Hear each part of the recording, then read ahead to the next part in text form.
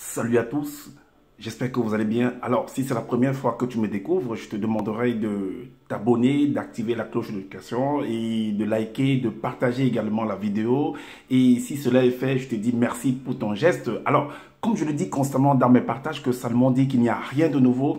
Ce qui a été, c'est ce qui est et c'est ce qui sera encore. Et que le physique est le reflet du non visible. Et que le Créateur, par son verbe, parle tantôt d'une manière, tantôt d'une autre. Et l'on y prend pour un garde. Alors, toi qui m'écoutes actuellement, si tu ne prenais pas garde autrefois, dès à présent, commence à prendre garde par rapport à ce que tes yeux peuvent voir, tes oreilles peuvent entendre, tes sens peuvent capter au travers de la nature. Analyse bien la situation, retiens ce qui est bon et transmets-le également à tes enfants afin qu'ils puissent sortir de l'ignorance, parce qu'il y a une formule qui dit que l'homme, la femme, l'être, la créature, l'enfant périt faute de connaissance. Donc il est primordial pour nous de pouvoir fusionner avec le savoir afin d'avoir une meilleure visibilité des choses. Et encore, nos pères, nos mères, dans les temps d'autrefois, ont toujours eu à appuyer leur dire, pas des métaphores, des énigmes, des paraboles, des dictons, en utilisant les éléments de la faune et de la flore. Également en utilisant la technologie, la science. En gros, tout ça c'est de la science pour appuyer toujours leur dire. Est-ce que vous comprenez? Alors, je reviens encore vers vous pour vous partager en fait un sujet qui est très pertinent, qui fait couler beaucoup d'encre et de salive. Et c'est un sujet que beaucoup de personnes se sont étalées dessus, sur la toile, les réseaux sociaux, Facebook, Instagram, TikTok, YouTube.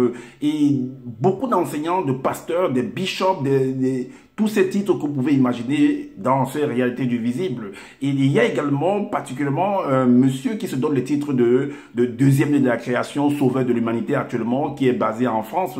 C'est un Camerounais qui s'appelle Justin Dissaker, de son sobriquet, c'est Zulu Lassan. Alors lui également, il s'est étalé dessus et ce que vous allez entendre là maintenant, vous allez comparer avec ce que lui il a fait. Vous allez comprendre qu'il se dit qu'il est le seul enseignant, qu'il n'y a pas d'autres enseignants, qu'il est le visiteur qui est venu dans cette réalité. Vous allez comprendre que c'est de la pacotille, ce qu'il est venu parler. Ce que je veux vous expliquer, puisque je vous avais dit que j'ai pris du temps. J'ai vérifié les choses et je viens les exposer en fait. Je viens briser les sceaux, je viens déchirer le rideau de ce qu'on appelle la Bible pour vous exposer en fait ce qui est caché, ce que beaucoup ne viennent pas vous dire. Parce que toutes les réponses par rapport aux énigmes qui sont inscrits dans les Bibles, les réponses sont toujours là. Sauf que peut-être vous n'avez pas le temps de pouvoir lire. Alors par contre, moi j'ai le temps et j'ai le temps de lire et de nous partager cela avec vous.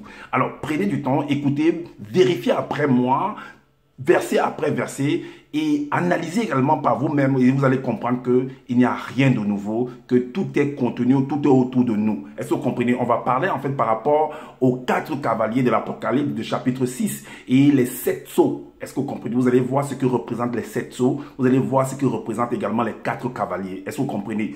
Alors, sans plus tarder, nous allons aller dans le livre de Matthieu. Matthieu chapitre 10. Matthieu chapitre 10, verset 26. Il y a une formule qui est dit là-dedans que, alors, ne craignez donc point, car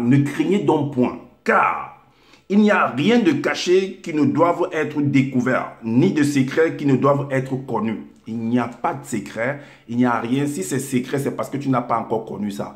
Et ce que tu ne connais pas, d'autres personnes le connaissent, le savent. Est-ce que vous comprenez? Ça va parce que toi, tu ne connais pas que, voilà, que d'autres ne savent pas. D'autres le savent. Ben, puisque tu ne le sais pas actuellement, c'est un secret pour toi. Est-ce que vous comprenez? C'est caché pour toi. Mais dès que tu découvres, ce n'est plus un secret. Alors, donc, il n'y a rien qu'on puisse dire qui est caché, qui est secret, qui ne viendra pas à la lumière, qu'on ne saura pas. Alors, vous allez voir qu'on va savoir ce que c'est que les 4 cavaliers et les 7 sceaux. Contrairement à ce que ce personnage de Zulu est venu raconter et que d'autres racontent également, vous allez voir que tout est contenu. D'autres utilisent cela pour pouvoir arnaquer les autres, pour pouvoir se donner un genre, pour pouvoir se donner des titres, en fait, qu'ils viennent au-delà, en fait, de notre réalité. Pourtant, c'est faux. Ils ont écrit des livres, même en copiant toujours dans les Bibles classiques, mais ils veulent nous faire comprendre que non, ce sont eux qui détiennent la vérité. Mais tu détiens la vérité et tu viens quand même copier ce qui est dans les Bibles classiques, copier dans Fab Olivet, copier Alan Kardec, copier le livre secret de Nock pour écrire tes pacotis de livres pour venir en parlant de ce personnage de Zulu Lassan là et venir faire comme si tu es, mais tu n'es rien du tout. J'avais dit que tu ne passeras que ton temps à te répéter, à te répéter. Tu avais déjà fait des enseignements par rapport à ce sujet-là. Tu es revenu encore dessus. Et ne sachant pas qu'en te répétant, l'étau est en train de se resserrer sur toi. Et en se resserrant sur toi, ça va t'exposer en fait. Et on saura qui tu es réellement. Que ceux qui sont dans ton groupe, ou ceux qui sont je les interpelle d'ouvrir les yeux, d'ouvrir leur conscience, de lire, de prendre le temps de lire, de vérifier vraiment et d'analyser réellement, pas comme s'il y avait un fouet derrière eux, parce que c'est comme si en fait tu les empêches de pouvoir réfléchir réellement. Parce que quand tu sors de là, tu te rends compte en fait de la bêtise que tu représentes en fait. Alors, on vient de comprendre qu'il n'y a rien de caché, il n'y a rien qui soit caché qui ne viendra à la lumière. Alors, on va aller dans Apocalypse chapitre 6 directement. Apocalypse chapitre 6. Alors, le titre, c'est ouverture des 6 premiers sceaux. On parle des 6 premiers sceaux là. Mais il y a un autre verset qui va parler du 7e sceau. Là, on parle des 6 premiers au verset 6, au chapitre 6. Alors, le verset 1 nous dit que là, on va détailler en fait, on va donner en fait dans ce chapitre 6, en fait, on va énumérer 4 cavaliers. Et vous allez comprendre que les 4 cavaliers en fait représentent en fait les facettes de l'homme et de la femme. Parce que généralement, les gens, quand ils viennent parler, ils ne parlent que de l'homme en fait. Ils oublient que la femme est là. Ils oublient que pour faire, dans cette réalité, pour faire un enfant, pour produire, pour procréer, on a besoin des 2 parties. On a besoin du mâle et de la femelle pour pouvoir produire. Alors, donc, on va ouvrir dans chaque verset, on va ouvrir des fenêtres pour comprendre en fait ce que ça représente, ce que ça explique en fait. Est-ce que vous comprenez? Et là, vous allez mieux comprendre c'est quoi les 4 cavaliers, pourquoi est-ce qu'on parle de 4 cavaliers, qu'est-ce qui est caché derrière, pourquoi on parle des 7 sceaux, qu'est-ce qui est caché également derrière. Est-ce que vous voyez ce que ça représente? Alors, il est dit au verset 1, il dit, par rapport, alors on dit que ces gens, soi-disant, qui étaient à l'île de Patmos, qui étaient dans une vision et tout. Vous allez voir que ce qui est contenu dans l'Apocalypse, dans tout l'Apocalypse, c'est les mêmes choses. On ne fait que répéter. Ça va se retrouver dans le livre de Zacharie, ça va se retrouver dans le livre d'Enoch, ça va se retrouver dans la Genèse, ça va se retrouver dans le livre d'Ézéchiel, ça va se retrouver dans le livre de Daniel. Donc ce n'est qu'une copie juste en malaxant, en changeant les trucs pour que les gens ne puissent pas comprendre. C'est normal en fait. Parce que pour arriver au trésor, tu dois faire comme ça. Ça ne doit pas être facile pour toi. C'est un peu comme si pour arriver à l'université, tu viens facilement comme ça. Non. Il y a le premier trimestre. Il faut d'abord grandir, aller à la maternelle, tout ça. Et il y a le premier trimestre, il y a les séquences que tu dois traverser. Il y a le premier trimestre, il faut réussir. Il y a le deuxième trimestre, il faut réussir. Il y a le troisième trimestre. Et par ça, tu passes également par des échecs. Et là, tu comprends que ce n'est pas facile pour arriver à un succès incroyable. Est-ce que vous voyez? Donc, il faut mériter, il faut travailler, il faut bosser. C'est ce que j'ai compris. Alors, voici le fruit de mon travail. Alors, on dit que je regardais, quand j'ai expliqué ce que c'est qu'une vision, tout ça, je ne vais pas revenir dessus. C'est dans mes j'ai fait des vidéos, c'est sur ma page, en fait, dans la grande purification. Vous pouvez voir ça sur mon YouTube. Alors, je regardais quand l'agneau ouvrit un des 7 sceaux. Donc, il y avait 7 sceaux. Donc, c'est des sceaux, en fait, c'est un peu comme dans le domaine de la justice, dans le domaine du droit. Le sceau, en fait, c'est un peu comme une porte. Vous voyez, c'est un peu comme une porte, c'est un peu comme une lettre qu'on expédie et c'est scellé. Et lorsqu'on ouvre, on entre, on trouve qu'il y a un contenu à l'intérieur. Et là, lorsqu'il ouvre le 7e sceau, on dit que c'est des énigmes, en fait. C'est un peu, si vous regardez, si vous avez vu la clé, le château, les clés du Fort Boyard en France, vous allez voir que quand ils viennent chercher les Fort Boyard, les trésors, les pièces, et ils passent par des chambres. Est-ce que vous voyez? Il faut qu'ils ouvrent la porte. C'est comme ouvrir la porte, c'est comme ouvrir le seau. Et à l'intérieur, tu découvres ce que les énigmes, tu dois décoder également ces énigmes-là jusqu'à arriver au résultat et puis sortir de là avec une clé qui te permettra d'ouvrir la porte au trésor. Alors, je regardais quand l'agneau ouvrit un des 7 sceaux. Est-ce que vous voyez? Un des 7 sceaux. Et j'entendais, c'est là où vous comprenez pourquoi je dis généralement que nos pères, nos mères, dans les temps d'autrefois, ont toujours eu à appuyer leur dit pas en utilisant les éléments de la faune et de la flore. La faune, c'est quoi? C'est les animaux. On dit l'agneau. Est-ce que vous voyez? Mais un homme, c'est pas un animal en fait. Parce que l'animal est là et l'homme est là. Est-ce que vous voyez? C'est pourquoi on fait la différence. Mais on utilise l'agneau, donc c'est un code en fait. Donc, ouvrit un des 7 sceaux et j'entendis un des 4 êtres vivants. Donc, il ouvre le premier sceau et on entend la voix. Entendre la voix, donc, entendre la voix, lire également, c'est entendre la voix. Hein. Donc, ouvrir un des 7 sceaux et j'entendis l'un des 4 êtres vivants qui disait comme d'une voix de tonnerre, viens. Comme d'une voix de tonnerre, viens. Et le verset, comme d'une voix de tonnerre. Donc, on va aller en fait dans le livre de Zacharie pour montrer que le même récit se retrouve là-bas d'une manière ou d'une autre. Dans le livre de Zacharie. Dans le livre de Zacharie. Dans le livre de Zacharie, chapitre 6, le verset 1. Il est dit, le titre ici, c'est les 4 cavaliers, les 4 chars. C'est les mêmes choses en fait. Même s'ils ont essayé d'embrouiller en disant les 4 chars là-bas, les 4 cavaliers, c'est toujours ils peuvent transporter des chars. Est-ce que vous voyez? Alors, je levais de nouveau les yeux et je regardais et voici 4 chars sortaient d'entre 2 montagnes. Et les montagnes étaient des montagnes d'airain. C'est des cours de... Même si on a embrouillé, en fait, on a écrit d'une manière ici. Parce que rappelez-vous que le Créateur parle pas son verbe, parle tantôt d'une manière, tantôt d'une autre. Et là, on y prend garde. Donc, si tu ne prenais pas garde, commence à prendre garde. Le fond, c'est la même chose. Alors, maintenant, on va aller... Puisqu'on parle de 4 chars, on parle de 4 cavaliers là-bas. On va dans le livre de Daniel. Vous allez voir que c'est toujours les mêmes choses, en fait. Dans le livre de Daniel, chapitre 7... Livre de Daniel, chapitre 7, le verset 2, le verset 3. Il est dit, le titre de vision de Daniel est 4 animaux. Là, on donne la vision, parce que Zola vient dire qu'en fait, les 4 cavaliers et les 4 cavaliers, en fait, ça ne représente pas en fait les royaumes tels que certaines personnes sont venues faire des enseignements, disent que c'est des royaumes et ainsi de suite. En fait, ça représente des rois. Des rois, ça représente un roi, une reine qui va diriger un royaume. Et chaque roi qui vient ou bien chaque reine qui va venir, reine roi qui viendra, doit diriger avec une certaine vision.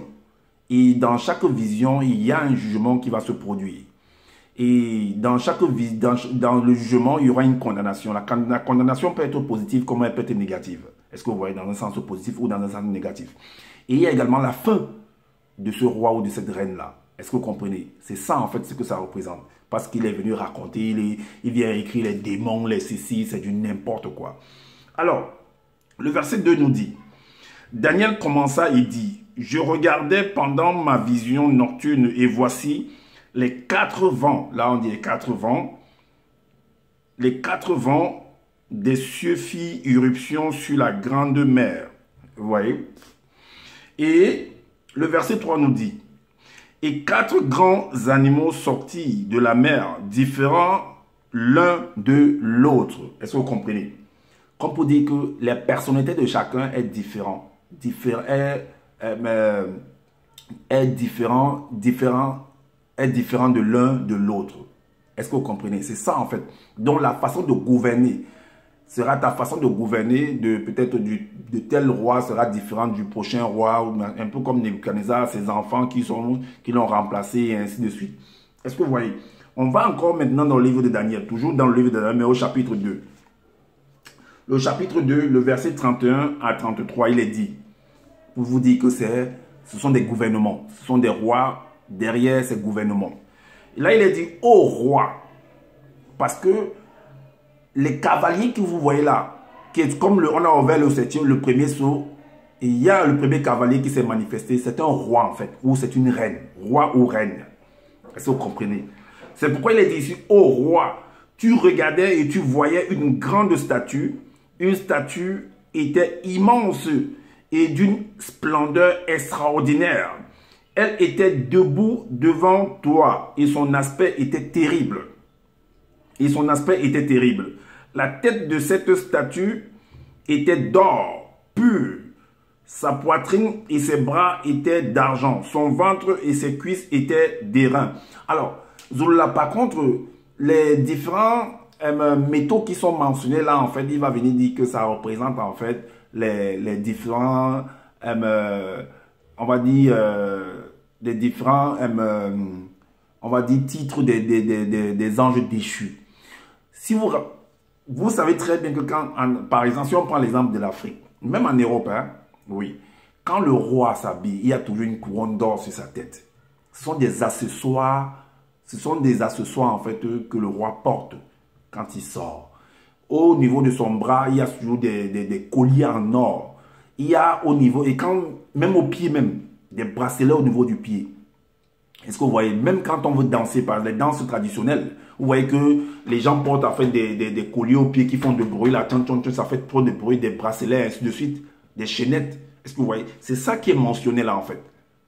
Donc le roi, tout ce qui était au bras, il avait la tête avec un or pur, on parle de l'or pur, on parle de la poitrine, parce qu'il porte également, par exemple, quelqu'un qui va en guerre, il porte ses accessoires, son armurier en fait. Est-ce que vous voyez? Donc, c'est ce qu'on appelle dans le domaine de l'armement en fait, ce sont des armoiries du roi. Et non ce que vous l'avez venu raconter qui n'a même pas de sens là. Il suffit d'observer la nature, vous allez voir que ce qui est détaillé là, on voit ça là, au travers du vestimentaire, de l'habit, quand l'homme s'habille comme le roi s'habille en fait. Alors, maintenant on va encore retourner dans le livre de Daniel, chapitre 7, au verset 19. Il est dit, parce qu'il a vu tout cela, il voulait l'explication. L'explication, vous pouvez voir quelque chose à la télé, un enfant peut voir quelque chose à la télé. Quand tu es à la télé, tu es assis. Au travers de la télé, si tu casses la télé, tu ne vas pas voir la personne. Mais au travers de la télé, tu as train de voir quelque chose qui se produit ailleurs.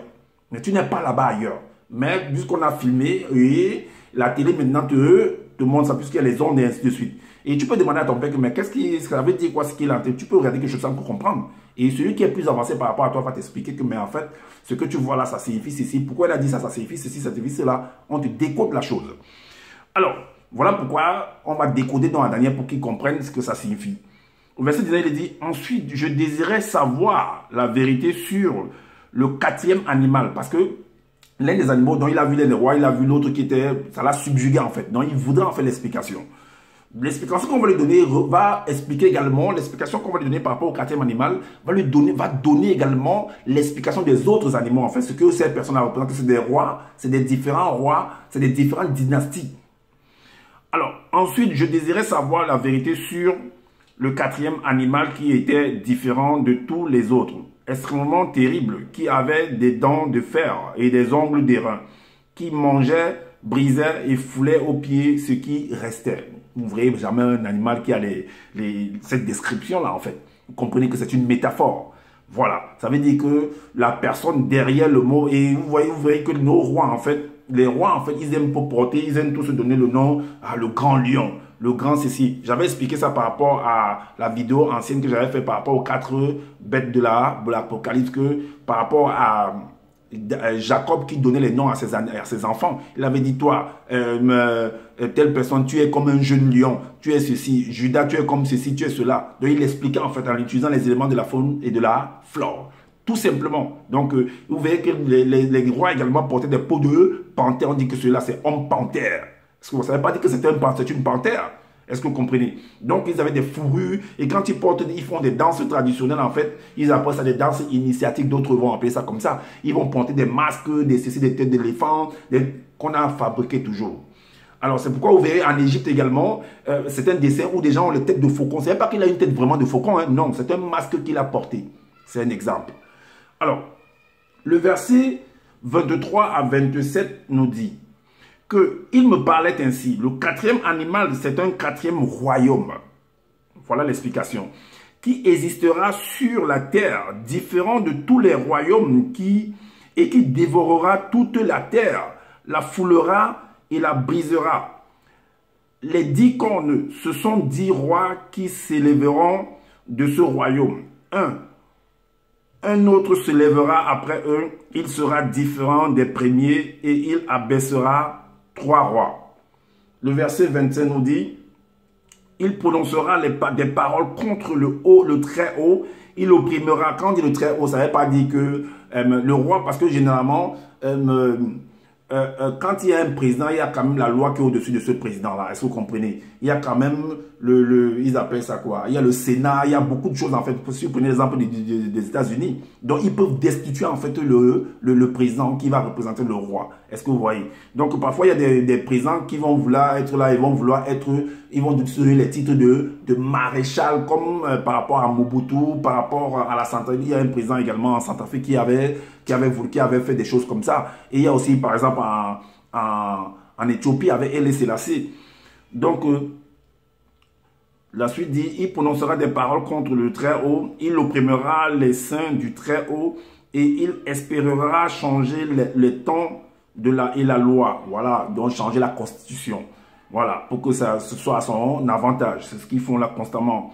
Et les saints seront livrés entre ses mains pendant un temps des temps et la moitié d'un temps.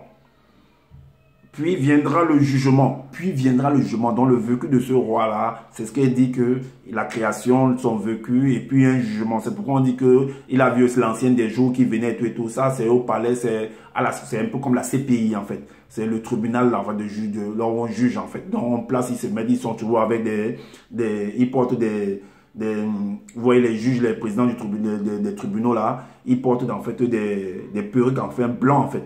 Ça dépend de chaque pays. Et maintenant, il est dit ici, puis viendra le jugement et on lui ôtera sa domination qui sera détruite et anéantie pour jamais.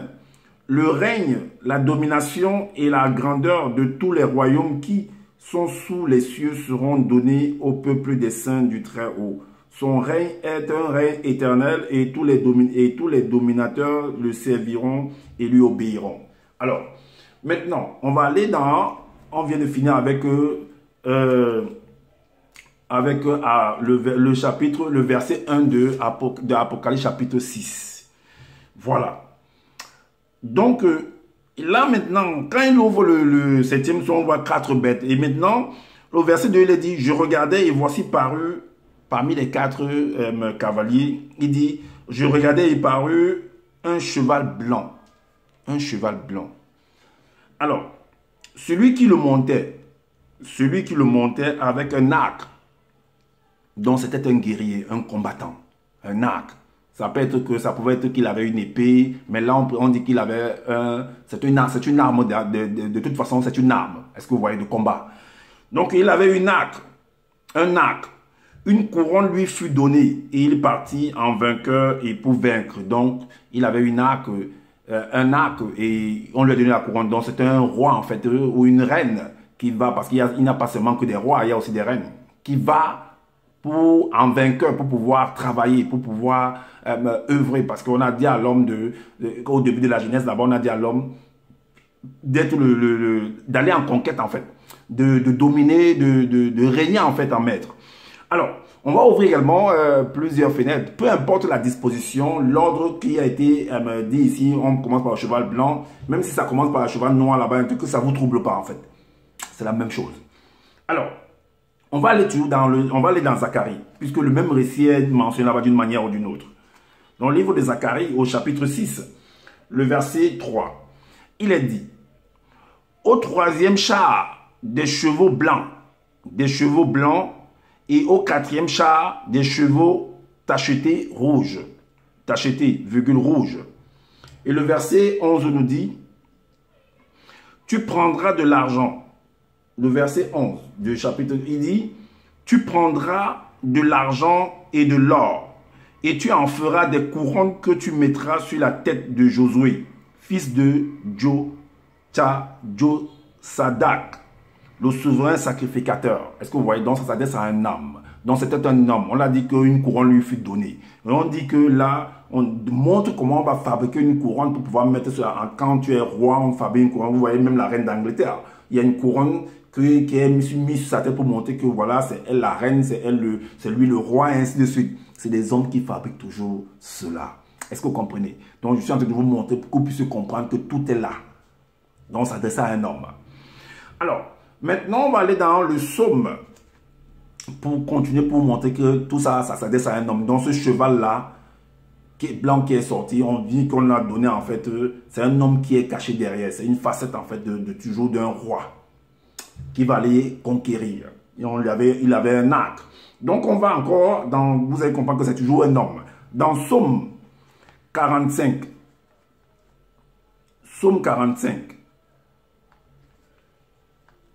dans le Psaume 45, le verset 4, 45 verset 4, il est dit, vaillant guerrier, ceins ton épée, ta parure et ta gloire. C'est ce que, parce que quand on dit à cet homme dans l'Apocalypse au verset 2 que je regardais et voici parut un cheval blanc, celui qui le montait, un cheval blanc, celui qui le montait avec un arc dans son arme de combat et une couronne lui fut d'eau et il partit en vainqueur et pour vaincre. Vous avez compris que c'est un roi en fait qu'on est en train d'installer. Est-ce que vous voyez, pour pouvoir gouverner. C'est pourquoi il est dit ici dans le verset 4 de Psaume 45, vaillant guerrier, ceins ton épée, ta parure et ta gloire. Donc, comme j'expliquais tout à l'heure qu'il y a des rois en fait qui mettent des fourrures, de panthères, de lions, ça dépend de quelle fourrure. On dit ceins ta fourrure et ainsi de suite, ton épée et va, tu es un vaillant guerrier, va en conquête, donc dirige le pays. Alors, maintenant, on va également dans le Psaume 99. Psaume 99, le verset 4, il est dit, qu'on célèbre la force du roi qui aime la justice. Qu'on célèbre la force du roi qui aime la justice. Tu affermis la droiture. Tu exerces en Jacob la justice et l'équité. Alors, maintenant, on va aller dans le livre d'Ésaïe. Ésaïe chapitre 32. Ésaïe chapitre 32, le verset 1. Il est dit, alors le roi régnera selon la justice.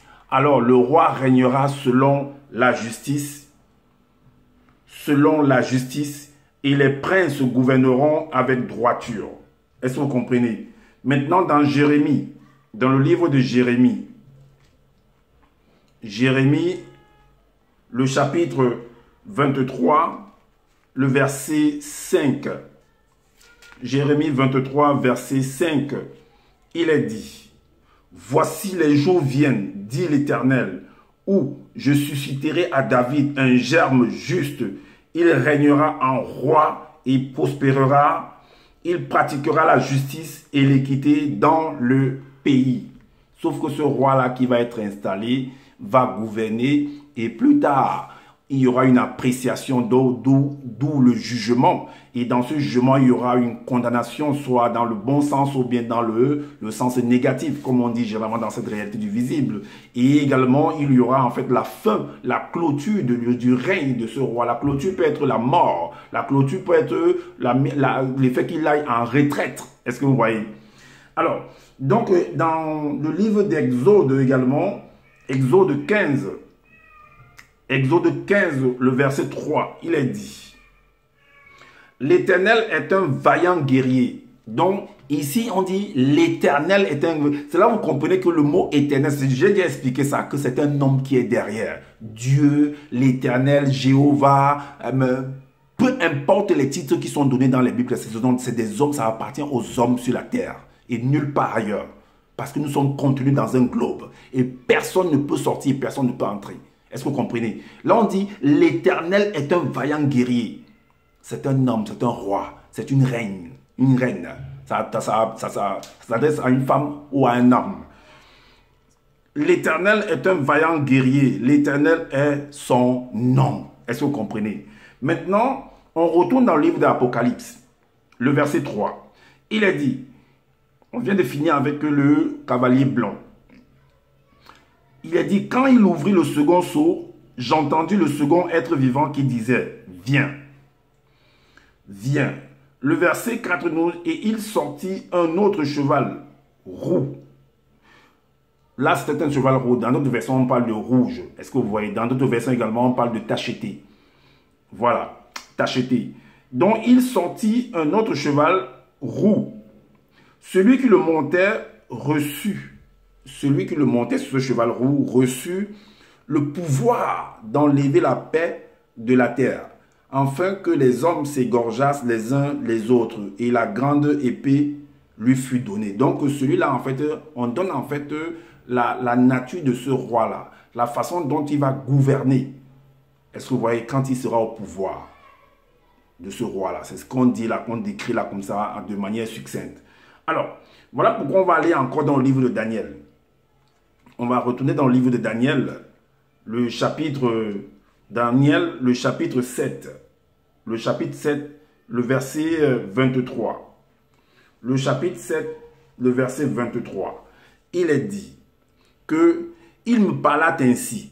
Le quatrième animal, c'est un quatrième royaume. C'est un quatrième royaume qui existera sur la terre, différent de tous les royaumes et qui dévorera toute la terre, la foulera et la brisera. Est-ce que vous voyez, on donne la nature, la description du règne, de comment cette personne va gouverner quand il sera sur le trône. Est-ce que vous comprenez? Tout simplement. Voilà pourquoi Apocalypse chapitre 19 également dit, verset 19, nous dit ici que, alors, et je vis la bête et les rois de la terre et leur armée rassemblée pour faire la guerre à celui qui était assis sur le cheval et à son armée. Et à son armée. Est-ce que vous comprenez? Et à son armée. Donc, vous voyez que c'est une affaire de royaume, de rois et des soldats. Est-ce que vous comprenez? Donc, maintenant, on va utiliser des codes, le cheval, les sceaux, ainsi de suite, la couleur blanche, la couleur rouge, roux, ainsi de suite. Donc, c'est les facettes, en fait, de chaque roi. Maintenant, on va retourner dans Apocalypse chapitre 6. Mais le verset 5 et le verset 6 nous dit. Quand il ouvrit le troisième sceau, j'entendis le troisième être vivant qui disait 2 points. Viens. Je regardais et voici parut un cheval noir. Celui qui le montait tenait une balance dans sa main. Celui qui le tenait une balance dans sa main. Le cheval noir. Alors, celui qui le montait tenait une balance dans sa main. Donc, nous savons que la balance, le symbole de la... Vous savez que celui-là, le roi là, en fait, c'est un roi qui va venir, en fait, apporter, va réparer beaucoup de choses, va essayer équilibrer, en fait, des choses, puisque peut-être les prédécesseurs ont été très, très rigoureux, ils ont tellement versé du sang. Lui va venir équilibrer les choses. Mais tu ne peux pas équilibrer les choses quand il y a déjà de désordre, en fait. Et vous allez voir cet aspect de désordre qu'on va vous présenter également, pour que lui vienne alors équilibrer, puisque la suite nous dit quoi? Le verset 6 nous dit quoi? Alors, j'ai entendu au milieu des 4 êtres vivants, une voix qui disait 2 points. Une mesure de blé pour un denier et 3 mesures d'orge pour un denier, mais ne fait point de mal à l'huile et le vin. Donc, ça veut dire que celui-là, en fait, ça veut dire que pour qu'il vienne en fait restaurer les choses comme ça, ce roi-là, ce royaume-là vient restaurer les choses comme ça, mettre les choses, équilibrer les choses, mettre la balance et tout et tout. Ça peut être aussi que il y a eu en fait, comment on dit ça, le pays peut être en état de siège, où il n'y a plus de ressources et tout et tout. Il faut resserrer la ceinture, comme on dit souvent dans certains gouvernements, il faut resserrer la ceinture. Donc, les choses vont être chères. Si vous achetez auparavant les choses de manière, sans utiliser par exemple la balance, là on va mettre la balance et puis, d'autres vont pleurer par rapport à ça. Il y aura des mesures restrictives en fait, pour pouvoir manger, pour pouvoir... Il y aura beaucoup de choses en fait qui vont être mises en place et ça va, d'autres seront contents, d'autres ne seront pas contents. Est-ce que vous comprenez? Voilà pourquoi également on va dans le psaume. Dans psaume 100, ça va être dur pour psaume 105. On va dans psaume 105. Psaume 105. Verset 16.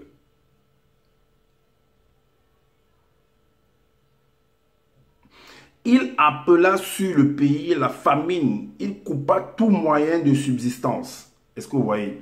Donc là, vous comprenez que on a coupé tout moyen de subsistance. Donc maintenant, ça devient compliqué en fait. Est-ce que vous voyez, ça devient compliqué. Il faut resserrer les... Peut-être qu'il y a eu une dévaluation, ou il y a eu peut-être le pays est sous embargo. Il y a beaucoup de choses qui peuvent amener ce genre de situation. Est-ce que vous voyez? Donc, il y a la dévaluation qui peut amener ce genre de choses. Et si les gens mangeaient, avaient utilisé de manger, ils mangeaient à leur faim, ça devient compliqué en fait pour pouvoir se nourrir. Est-ce que vous voyez? Donc, il est dit là qu'au verset 16 qu'il appela sur le pays la famine. Il coupa tout moyen de subsistance. Et le verset, dans 2 Rois, chapitre 6, le verset 24-25. 2 Rois 6, 24-25, il est dit, le titre c'est Siège et famine de Samarie. Alors après cela, Ben-Hadad, roi de Syrie, ayant rassemblé toute son armée, monta et assiégea Samarie. Il y eut une grande famine dans Samarie et ils la serrèrent tellement qu'une tête d'âne valait 80 cycles d'argent et le quart d'un cabe. Alors, donc, il est dit que il y eut une grande famine dans la Samarie et ils la serrèrent tellement qu'une tête d'âne valait 80 cycles d'argent et le quart d'un cabe de fiente de pigeon, 5 cycles d'argent. Est-ce que vous comprenez? 5 cycles d'argent. Alors, dans le livre de Ézéchiel, dans le livre d'Ézéchiel, le chapitre 4, le verset 1 et le verset 2, il est dit, le titre c'est la prophétie sur la destruction de Jérusalem. Le verset 1 et le verset 2, il est dit, et toi, fils de l'homme, prends une brique, place-la devant toi, et tu y traceras une ville, Jérusalem. Représente-la en état de siège. Vous voyez, donc c'est un plan qu'on est en train de... C'est-à-dire que c'est quelqu'un qui est en train d'une manière ou d'une autre, qui est en train d'expliquer en fait un plan de guerre ou alors une situation qui s'est produite pendant une période lointaine. Mais comme nous savons qu'il n'y a rien de nouveau, que ce qui s'est produit hier se produit aujourd'hui, se produira toujours demain. Donc il est en train de rédiger en fait une histoire qui s'est produite hier. Alors représente-la en état de siège, forme des retranchements et lève contre elle des terrasses, environne-la d'un camp, dresse contre elle des béliers tout autour. Est-ce que vous voyez? Maintenant le verset 10 nous dit, la nourriture que tu mangeras sera du poids de 20 cycles par jour. Tu en mangeras de temps à autre. L'eau que tu boiras aura la mesure d'un sixième de 1. Tu boiras de temps à autre. C'est un peu ce qui s'est passé dans Lamentation où des gens se plaignaient que nous achetons notre eau à prix d'argent, nous achetons notre bois, tout ça, c'est le pays en état de siège. En fait, tout devient compliqué en ce période-là. Le pays est toujours dirigé par un roi, par un président ou bien par une reine. Alors, ou par un prince ou une princesse. Maintenant, on va dans le verset 16. Il est dit, il me dit encore, fils de l'homme, je vais briser le bâton du pain à Jérusalem. Ils mangeront du pain au poids et avec angoisse. Et ils boiront de l'eau à la mesure et avec épouvante. Est-ce que vous comprenez? Alors, maintenant, on retourne dans le livre d'Ésaïe. On revient encore dans le livre d'Ésaïe, le chapitre 3. Ésaïe chapitre 3. Ésaïe chapitre 3. Le verset 1. Il est dit, c'est le jugement de Dieu contre le peuple de Jérusalem et de Juda. Le Seigneur, l'Éternel des armées, va ôter de Jérusalem et de Juda tout appui et toute ressource de pain et toute ressource d'eau. Est-ce que vous voyez? Maintenant, on retourne encore dans le livre de Jérémie. Dans le livre de Jérémie, le chapitre 52. 52, le verset 1, il est dit, siège et prise de Jérusalem. Vous voyez, c'est les mêmes histoires qui se retrouvent dans les différents livres. Le verset 1 nous dit, Sédécia avait 21 ans lorsqu'il devint roi. Et il régna 11 ans à Jérusalem. Sa mère s'appelait Amoutal, fille de Jérémie de Libna. Et le verset 4 à 6 nous dit, la 9e année du règne de Sédécia, le 10e jour du 10e mois, Nebuchadnezzar, roi de Babylone, vint avec toute son armée contre Jérusalem. Ils campèrent devant elle et élevèrent des retranchements tout autour. Vous voyez, c'est le même principe, c'est le même truc qu'on a demandé à l'autre de d'écrire là-bas, de dessiner, d'écrire en fait sur quelque part, de présenter en fait Jérusalem en état de siège. Parce que cela c'était déjà produit en fait. C'est ce qui est expliqué là. Donc, roi de Babylone vint avec toute son armée contre Jérusalem. Ils campèrent devant elle et ils élevèrent des retranchements tout autour. Le verset suivant nous dit, la ville fut assiégée jusqu'à la 11e année du roi Sédécia. Vous imaginez comment la nourriture peut être là en ce moment, comment la nourriture peut être rare, comment la nourriture peut coûter cher, comment les gens vont... Ça dit que le kilo va être très très terrible en fait. Alors, le verset suivant...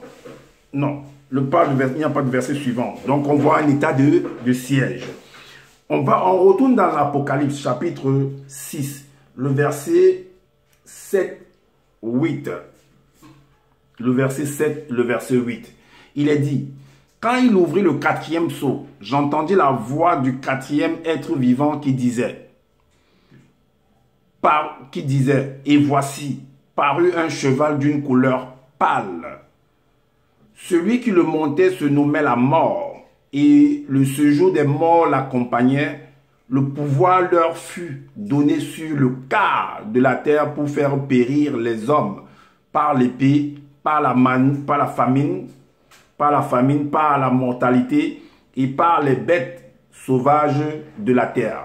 Donc vous comprenez que là également les animaux entrent en jeu. Ça veut dire que vous verrez en fait les animaux qui vont tuer des hommes, les hommes qui vont tuer des animaux, le roi qui va être rigoureux envers le peuple, il va torturer le peuple, il y aura des guerres, il y aura beaucoup de choses. C'est ce qu'on veut expliquer là-bas par rapport au cheval pâle. Donc c'est le règne d'un roi ou d'une reine ou d'un prince ou d'une princesse. Est-ce que vous comprenez? C'est ce qui représente, c'est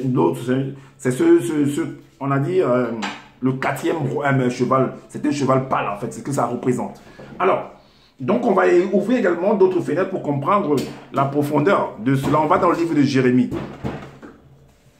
On va dans le livre de Jérémie, le chapitre 24.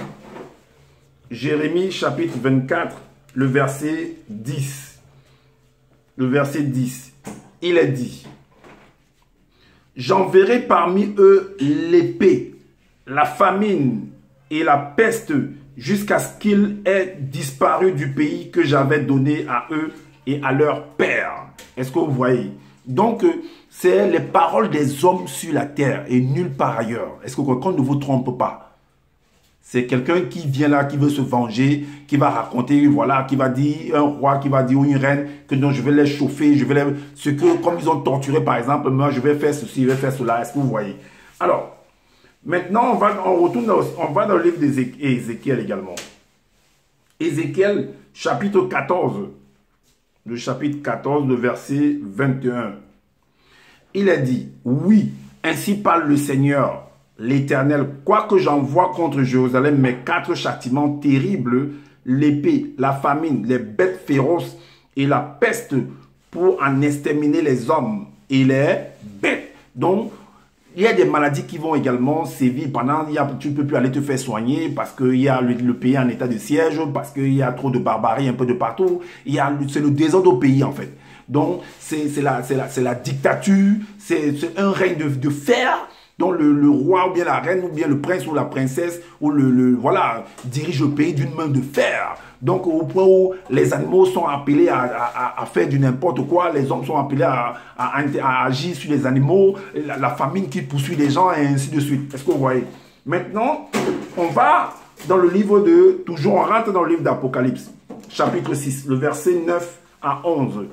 Il est dit, quand il ouvrit le 5e sceau, je vis sous l'autel les âmes de ceux qui avaient été immolés à cause de la parole de Dieu et à cause du témoignage qu'ils avaient rendu. En fait, ça représente, en fait, vous verrez que dans certains pays, il y a ce qu'on appelle des opposants. Est-ce que vous voyez, qui réclament par exemple justice, qui ne sont pas contents de la manière dont le roi ou bien la reine ou le prince ou la princesse sont en train de diriger. Et ils se réunissent en fait pour faire barrage à ce roi-là. Est-ce que vous comprenez? Donc, ils vont représenter en fait, c'est des personnes qui vont mourir. Parce que si on les attrape, on va les tuer. Le roi, en fait, va demander à l'armée, puisque c'est lui qui est le chef des armées, il va demander qu'on extermine ces personnes-là, parce qu'ils sont en train d'inquiéter, en fait, son pouvoir. Et on va les représenter comme les âmes, comme on a dit, les âmes, en fait, de ceux qui ont été immolés pour la justice, en fait. Donc, qui réclamaient justice. C'est un peu comme par exemple les Kémy Séba, c'est un peu comme les Oumniobé, les Martin Paul Samba, les Madola au Cameroun, bien entendu, qui se sont levés pour pouvoir réclamer justice, qui sont allés jusqu'au au Conseil des Nations pour pouvoir plaider, pour pouvoir présenter leur cause en fait par rapport à la torture, par rapport à la façon dont le président ou bien le roi, la reine est en train de diriger le pays, qui ne sont pas contents. Ils veulent en fait qu'on puisse régler, les choses soient faites selon la justice. Est-ce que vous comprenez? Alors, donc la suite nous dit, on a dit jusqu'au verset 11, ils crièrent d'une voix forte en disant, jusqu'à quand, maître saint et véritable, tardes-tu à juger et à tirer vengeance de notre sang sur les habitants de la terre? Et parfois, en fait, les gens vont croire que c'est parce que quand tu as quitté cette réalité, par exemple, parce qu'on veut nous faire comprendre que c'était de l'autre côté, c'est les gens qui sont morts, mais qui sont en train de s'exprimer, en fait. Non.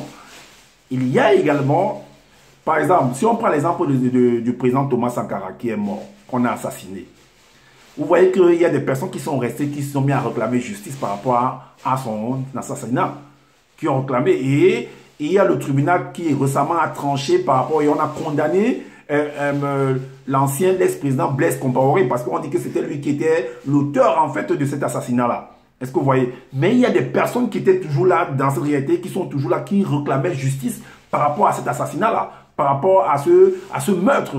C'est pas que c'est quelqu'un qui est déjà mort, qui est parti, qui a été réclamé. Non, non, non, ne voyez pas ça comme ça. Hein? Ok, sinon vous allez vous égarer.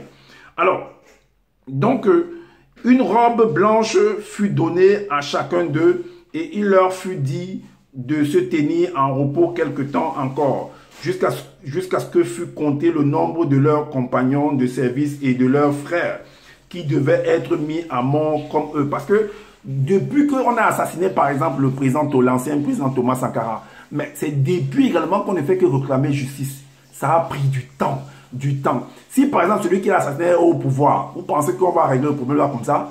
Il a fallu qu'il soit aussi hors du pouvoir. Et que malgré qu'il soit hors du pouvoir, et s'il était mort, ben vous voyez qu'on l'aurait condamné quand il n'est plus là, en fait. D'autres font comment? Quand tu meurs comme ça et que tu étais vraiment le coupable, on va enchaîner par exemple ta tombe avec pour dire que voilà, on l'a condamné. Mais attends, mais il est déjà parti.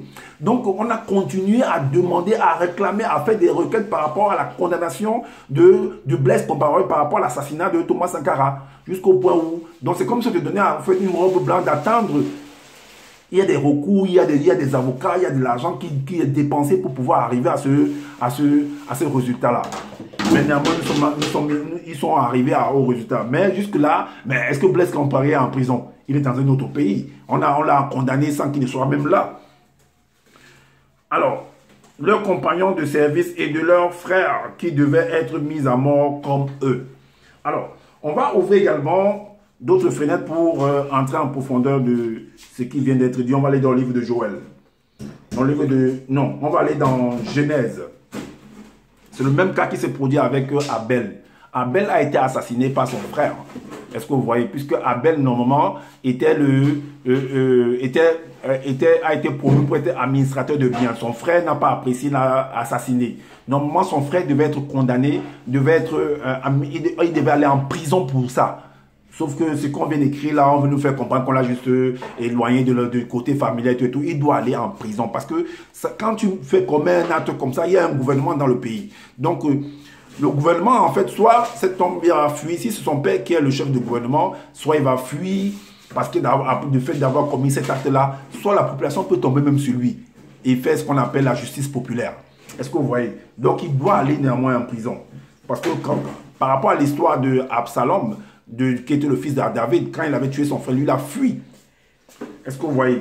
Donc, dans Genèse 4, au verset 10, il est dit que, et Dieu dit, qu'as-tu fait? Donc là, c'est comme un jugement, en fait. Vous voyez? Donc, il est en plein jugement. On a dit, mais qu'est-ce que tu as commis comme acte là? Pourquoi tu l'as fait? Donc, la question, en fait, qu'as-tu fait? La voix du sang de ton frère. Mais crie pas comment? C'est pas que ton frère qui est déjà parti est en train de crier. Non. Bon, vous devez aussi comprendre que même si quelqu'un est déjà... quand il y a un jugement par rapport à quelqu'un qui a commis un meurtre, mais l'acte qu'il a commis, le meurtre, là, en fait, ça parle parce que tu ne vas pas aller quand même devant la barre et on te dit que non. Il faut qu'on te relate en fait les faits. On te rappelle les faits. Que voilà ceci et tout et tout. Est-ce que vous comprenez? Mais... bon, il y a d'autres profondeurs que je ne voudrais pas aborder ici par rapport à ce... Parce que s'il faut aussi aller regarder le cas, l'action de Abel vis-à-vis de son frère. Parce que l'on ne commet pas un meurtre pour rien. Parce qu'il y a quelque chose qui te pousse à pouvoir le faire. Que l'autre a commis vis-à-vis. Donc, il y a en fait... la loi est tellement terrible qu'il faut faire attention quand il veut faire un jugement. Mais néanmoins, on va lire. Donc, on lui demande, qu'as-tu... Et Dieu lui dit, qu'as-tu fait? La voix du sang de ton frère crie de la terre jusqu'à moi. Donc voilà pourquoi tu es devant les faits. Donc ces faits-là, en fait, se manifestent, nous interpellent, t'interpellent. Voilà, c'est d'où le sang de ton frère. Donc la personne, malgré qu'elle soit partie, a toujours, en fait, comment on dit ça, a toujours sa présence, en fait, est toujours éloquente, en fait. Donc elle nous interpelle. Donc c'est pourquoi nous sommes là réunis au tribunal, pour pouvoir parler, pour pouvoir apporter un jugement ou une condamnation. Est-ce que vous comprenez? La suite nous dit quoi? Dans Nombre, le livre de Nombre, le chapitre 35, le verset 30, nous dit, si un homme tue quelqu'un, on ôtera la vie au meurtrier sur la déposition de deux témoins.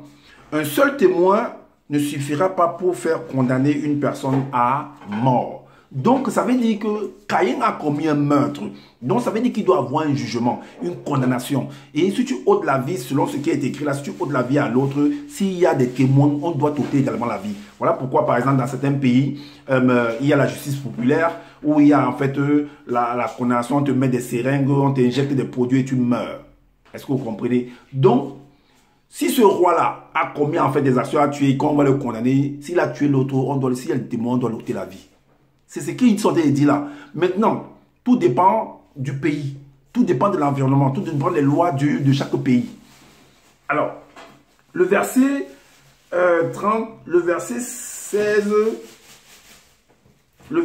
nous dit, 16 à 19. Si un homme frappe son prochain avec un instrument de fer et que la mort en soit la suite, c'est un meurtrier. Le meurtrier sera puni de mort. S'il le frappe tenant à la main une pierre qui puisse causer la mort et que la mort en soit la suite, c'est un meurtrier. Le meurtrier sera puni de mort. On a jusqu'au verset 19. Oui. Donc le verset 19 dit, s'il le frappe tenant à la main un instrument de bois qui puisse causer la mort et que la mort en soit la suite, c'est un meurtrier. Le meurtrier sera puni de mort. Le verset 19 dit, le vengeur du sang fera mourir le meurtrier. Donc le vengeur, ça veut dire que ceux qui vont venir en fait te porter plainte, qui vont réclamer justice en fait. Un peu comme la femme de Thomas Sankara. Donc le vengeur du sang fera mourir le meurtrier quand il le rencontrera et il le tuera. Alors, maintenant, on va aller dans Genèse, on retourne dans le livre de Genèse 4 pour la condamnation en fait. Donc c'est un peu une sorte de condamnation. Mais sauf que ça, moi je trouve que ça a été léger ici par rapport à ailleurs. Donc le verset 11 à Genèse 4, verset 11 à 14, il est dit: maintenant tu seras maudit de la terre qui a ouvert sa bouche pour recevoir de ta main le sang de ton frère. Quand tu cultiveras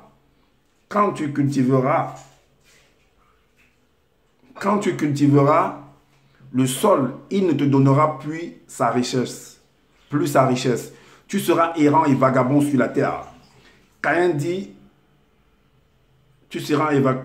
à l'Éternel, mon châtiment est trop grand pour être supporté. Voici, tu me chasses aujourd'hui de cette terre. Je serai caché loin de ta face. Je serai errant et vagabond sur la terre. Et quiconque me trouvera me tuera. Est-ce que vous comprenez? Voilà.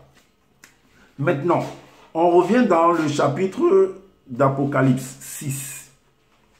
On revient dans l'Apocalypse chapitre 6, le verset 12 à 16. Il est dit: je regardais quand il ouvrit le sixième sceau. Le sixième sceau, et il y eut un grand tremblement. Le sixième sceau. Il y eut un grand tremblement de terre. Le soleil devint noir comme un sac de crin. La lune entière devint comme du sang. La lune entière devint comme du sang. Et les étoiles du ciel tombèrent sur la terre comme lorsqu'un figuier secoué par un vent violent jette ses figues vertes. Le ciel se retira comme un livre qu'on roule, et toutes les montagnes et les îles furent remuées de leur place. Les rois de la terre, les grands, les chefs militaires, les riches, les puissants, tous les esclaves et les hommes libres se cachèrent dans les cavernes et dans les rochers des montagnes.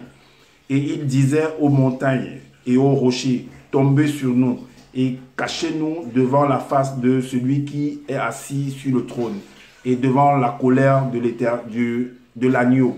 Vous voyez que ce verset même du chapitre 16 où il dit: tombez sur nous et cachez-nous devant la face. Donc il disait aux montagnes de se cacher. C'est mentionné également dans les évangiles. Est-ce que vous comprenez?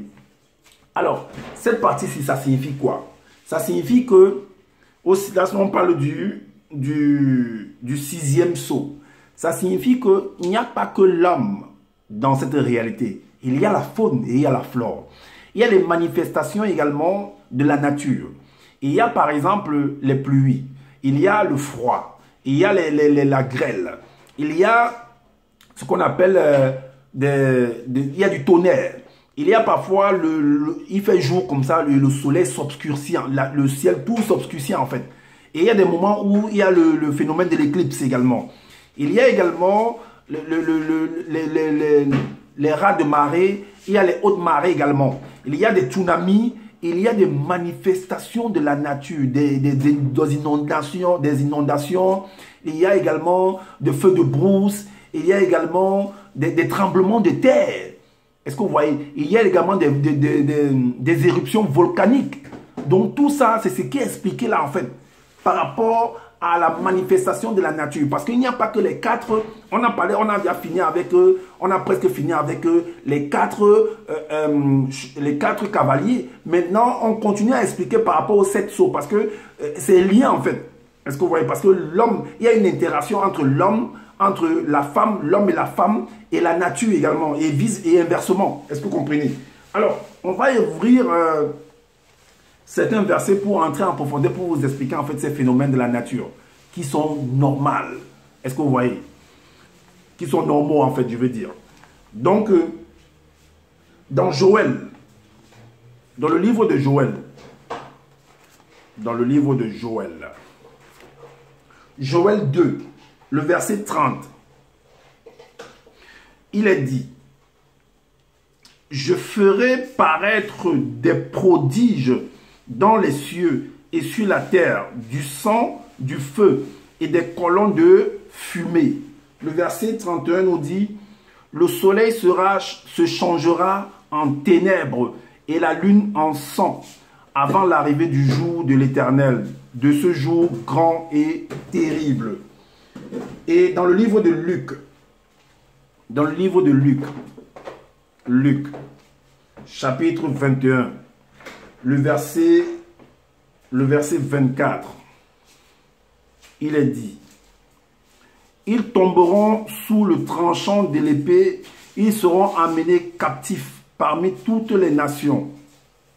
Et Jérusalem sera foulée aux pieds par les nations jusqu'à ce que les temps des nations soient accomplis. 21, Luc 21, 24. Alors, maintenant dans Acte 2, 19, il est dit, je ferai paraître des prodiges, ouais c'est les mêmes choses, je ferai paraître des prodiges en haut dans le ciel et des miracles en bas sur la terre, du sang, du feu et une vapeur de fumée. Une vapeur de fumée, c'est quoi? C'est les éruptions volcaniques. C'est parfois on voit le ciel qui est de couleur, où il y a des territoires où on voit que non, le ciel est rouge en fait. Comme en France, une fois là, il y a eu un phénomène pareil. On a vu à la télé, des gens disaient qu'ils étaient éblouis par, ils avaient mal aux yeux. Donc, ce sont des phénomènes naturels. Est-ce que vous comprenez? Maintenant, on va également dans le psaume 147. Psaume 147, le verset 8. Le verset 8, il est dit, « Il couvre les cieux de nuages, dont les cieux parfois sont couverts de nuages. Il prépare la pluie pour la terre. Il fait germer l'herbe sur les montagnes. » 16 à 18. Il donne la neige comme de la laine. Il repend la gelée blanche comme de la cendre. Il lance sa glace par morceaux. Qui peut résister devant son froid? Il envoie sa parole et il les fond. Il fait souffler son vent. Il les eaux coulent. Est-ce que vous comprenez? Donc, il y a toutes ces manifestations de la nature qui sont qu'on peut observer en fait. Donc, c'est aussi ça par rapport aux 7 sceaux. Ok. On va au 8e. Pour voir le 7e sceau, on va dans Apocalypse chapitre 8. Le titre c'est ouverture du 7e sceau. Là, vu qu'on va s'arrêter sur les sceaux, parce que la suite dit que les 7 anges avec 7 trompettes, les 6 premiers trompettes. Si vous lisez tout le chapitre, vous allez voir que ça fait toujours allusion à ce qu'on vient de détailler tout au long de notre partage. Car cela ne tient, on s'arrête au 8e sceau. On va lire le verset 1 à 5. Il a dit, quand il ouvrit le 7e sceau, il y eut dans le ciel un silence d'environ une demi-heure. Ça peut représenter également, après la pluie vient le beau temps. Est-ce que vous comprenez? Aussi, il a dit que ça peut représenter cela. Alors, la suite nous dit quoi? Et je vis les 7 anges qui se tenaient devant Dieu et 7 trompettes leur furent données. Et un autre ange vint et il se tint sur l'autel, ayant un encensoir d'or. On lui donna beaucoup de parfums afin qu'il les offrit, avec les prières de tous les saints, sur l'autel d'or qui est devant le trône. La fumée des parfums monta, avec les prières des saints de la main de l'ange devant Dieu. Et l'ange prit l'encensoir, le remplit du feu de l'autel et le jeta sur la terre, et il y eut des voix, des tonnerres, des éclairs et un tremblement de terre. Donc, ça symbolise également une manifestation de la nature, des bruits de la nature, des tremblements de terre, des séismes également, des éruptions volcaniques, des manifestations au niveau du ciel, au niveau de la terre, et ainsi de suite. Alors, on va aller dans Origine. Un instant. Alors, je disais tantôt qu'on va aller dans Origine, dans le livre de ce monsieur, ce qu'il appelle en fait le livre initiatique le plus puissant au monde. Moi, ça, j'appelle ça des excréments, parce que c'est une copie des Bibles classiques. une copie du livre secret d'Enoch, une copie en fait du livre d'Alan Kardec, une copie également de Fabre d'Olivet. Voilà. On va aller dans son livre, puisque j'ai pas le livre de Fabre d'Olivet là, sur moi, devant moi là. On va aller néanmoins dans le livre de ce monsieur de Zouloulala, parce que ce qu'on va lire là, en fait, c'est ce qu'il a copié en fait dans le livre de Fabre d'Olivet. Est-ce que vous voyez Fabre d'Olivet? Alors, sauf que là, en copiant, il a mis ses noms de Loba, ses noms en doigt là qu'il a mis là-dedans, et tout et tout. Alors, je vais lire et vous allez comprendre pourquoi je prends ce verset là. Parce que, on va lire en fait le chapitre 2, le verset 1a à 3. En fait, c'est la clôture, c'est la fin. On a parlé de 4 cavaliers, on a parlé de 7 sceaux. Est-ce que vous comprenez? En fait, les 4 cavaliers vont représenter les facettes de l'homme et de la femme, donc du roi et de la reine, sur la terre. Et les 7 sceaux vont représenter en fait de la création jusqu'à la création de l'homme. Donc ça veut dire que, c'est pourquoi on dit qu'au 7e jour, on a créé l'homme et ainsi de suite. Donc ça fait 7 sceaux. Mais avant qu'on ait créé l'homme, on a d'abord créé les éléments de la faune. On a créé d'abord la faune et la flore. Les animaux, la plante, la verdure et tout le soleil. Tous ces éléments-là qui sont là, on va dire, qui entourent en fait, ou bien qui ornent l'atmosphère, qui ornent en fait la faune et la flore. Est-ce que vous comprenez? C'est ça la révélation même. C'est ça la révélation, d'où Proverbe 25, de la gloire de Dieu de cacher des choses et la gloire des rois est de sonder. Et c'est ça que nous venons de sonder là comme ça. Et nous venons de vous exposer en fait. C'est ça le truc. Donc on va lire néanmoins dans le livre d'origine, le chapitre 1 à 3. Le chapitre 2. Alors, ainsi fut achevé en acte spectaculaire les cieux visibles et le globe terrestre et des milliards d'océans d'étoiles avec tout ce qu'il renferme, qui s'accomplit en puissance majestueuse, avec ainsi que la loi régulatrice qui devait présider à leur développement. C'est ce qu'on a expliqué tout au long de notre développement là. Comment est-ce que la nature se manifeste, le froid, le soleil, les changements climatiques, les changements de saison, l'horloge cosmique, tout ça. Les astres, le soleil qui brille, le soleil qui devient noir, qui devient rouge, le ciel qui s'obscurcit, ainsi de suite. Est-ce que les éruptions volcaniques, les séismes, les raz de marée, les hauts de marée, le tsunami, tous ces trucs-là. C'est ça qui a été expliqué là. Alors, le verset nous dit, bon, vu qu'il a écrit Loba, normalement, ce n'est pas Loba qui est écrit dans le livre de Fabre d'Olivet, bon, on va néanmoins lire. Et Loba par la manifestation de sa volonté, par son verbe ayant terminé à la 7e manifestation phénoménique, le jour où furent établis l'homme et la femme, l'acte souverain qu'ils avaient conçu revint en son état primitif. Donc ça veut dire que la création de l'homme, son vécu, son jugement par rapport à son vécu, par rapport à son règne et la condamnation, soit positive, soit négative, et soit maintenant la mort, dans le retour, la mort en fait, c'est pourquoi j'ai fait un ensemble pour dire que la naissance est égale à la mort, comme la mort est égale à la naissance. Donc si l'homme naît et qu'il ne meurt pas, il y a un problème dans l'équation en fait. Donc il faut automatiquement, obligatoirement que tu meurs pour que la roue se ferme, pour que le cercle se boucle. Est-ce que vous comprenez? Ah oui, tu dois mourir, je dois mourir, c'est ça. C'est ce qu'on appelle la roue de l'éternité. Alors, l'acte souverain qu'il avait conçu revint en son état primitif dans cette 7e période, après l'entier accomplissement de l'œuvre créatrice qu'il avait effectuée. Donc, tout et la boucle se boucle. C'est pourquoi la manifestation de la volonté du Créateur de l'Oba, béni par son verbe, depuis le premier sceau au 7e sceau. C'est ce qu'on veut dire par là. Depuis la première à la 7e manifestation phénoménique et en bénissant à jamais l'existence symbolique comme étant l'époque de son retour à son état primitif après l'entier accomplissement de l'acte souverain dont il avait créé le dessein par la puissance de son saint et mystérieux verbe. Est-ce que vous comprenez? C'est ce qu'on veut, c'est ça la conclusion en fait. Donc l'homme et la femme, le roi et la reine, le prince ou la princesse, création, plus vécu, plus jugement, plus condamnation, plus mort. Début et fin de mission en fait. Début de mission et fin de mission. Dont le cercle est fermé.